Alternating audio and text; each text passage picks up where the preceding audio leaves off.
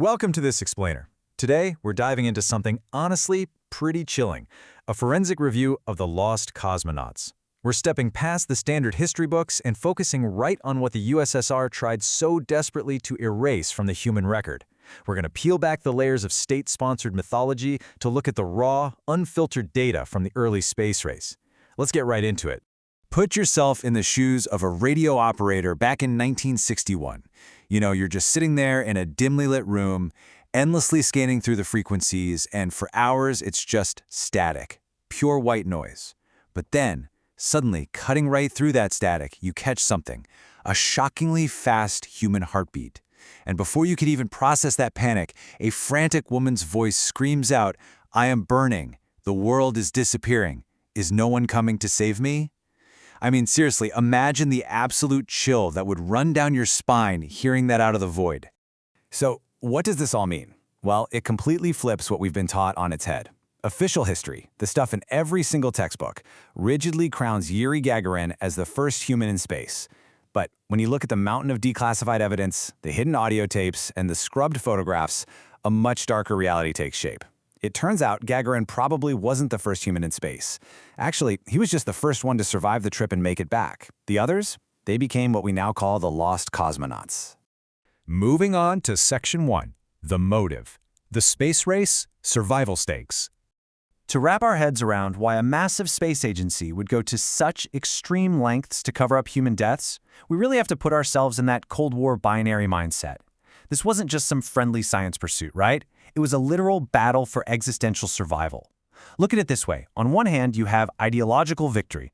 Win the space race, and you prove to the whole world that your system is flawless. But on the other hand, state-secret failure. Acknowledging a disaster up in orbit meant showing weakness to your enemies, and that risked global defeat. So failure wasn't just frowned upon, it was categorized as a highly classified state secret. But as with literally any massive cover-up, the devil is always in the forensic details. The Soviet Union tightly controlled their borders, their media, their people, but they couldn't exactly control radio waves bouncing back down to Earth.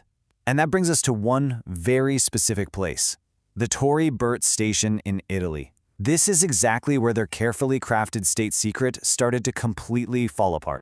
Section 2, the evidence. A forensic review of the tapes. Let me introduce you to the Judica-Cordiglia Brothers, Achille and Giovanni. These guys were amateur Italian radio operators, but their ingenuity was absolutely staggering. They essentially built a rogue listening station out of scavenged parts in a bunker just outside of Turin, and against all odds, they actually managed to intercept and record highly classified Soviet frequencies right onto reel-to-reel tapes. They were tuning into the terrifying reality of orbit that the rest of the world was completely deaf to. They literally captured the acoustic evidence that the CIA, with all its multi-million-dollar equipment, was somehow completely missing. Now, when we do a forensic deep dive on their recordings, a really chilling discrepancy pops up. In May of 1961, the brothers captured that frantic female voice speaking in Russian, describing a catastrophic fire on board her craft. But, get this, the Soviet Union didn't officially announce their first female space launch, Valentina Tereshkova, until June of 1963. That is a massive 2-year gap. The official historical timeline simply does not match up with the physical audio evidence. No way around it. So if we break down the anatomy of these lost flights, it plays out like this horrific 4-stage cascade of mechanical failure.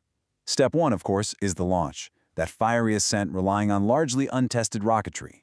Step 2 is orbit. You achieve weightlessness, sure, but then you realize your capsule's life support is inherently flawed. Step 3 is equipment failure. Maybe the retro rockets misfire, or a heat shield cracks. And then Step 4, the absolute worst of all, silence. The telemetry data flatlines. It really makes the unforgiving reality of orbital mechanics visceral, doesn't it? You can't just pull over to the side of the road when something goes wrong up there. You just succumb to the void. Which brings us to Section 3, the cover-up, redaction, and erasure.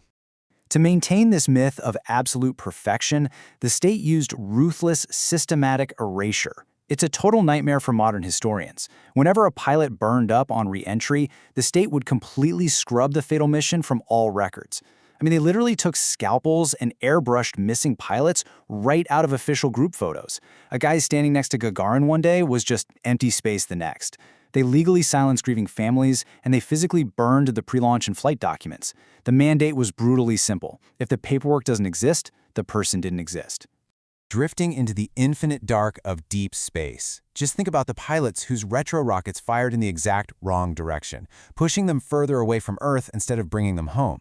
As their oxygen slowly, agonizingly depleted over a matter of days, their final moments were spent looking out this tiny porthole at a shrinking blue planet, knowing for a fact that they had already been erased by the very country that sent them there. Honestly, that level of isolation is almost incomprehensible.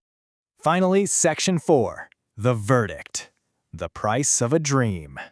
Decades later, as these declassified archives slowly crack open, the truth is getting a whole lot harder to hide. We're finally getting a real look at the sheer scale of the human sacrifice involved here. Those unnamed, erased individuals recorded on the Judica-Cordiglia tapes, they were the grim currency paid for space supremacy. They weren't just test pilots, you know. They were literally the price of a dream that humanity dared to chase. So that leaves us with a pretty heavy question. How many more names are still out there, hidden in the dark, frozen away in some redacted file? And when a government decides that its own reputation is worth more than human life, what is the ultimate price of control? Really think about that as you dive into the declassified archives we've put together for you. Keep questioning the official narrative, keep looking for the truth, and I'll see you in our next explainer.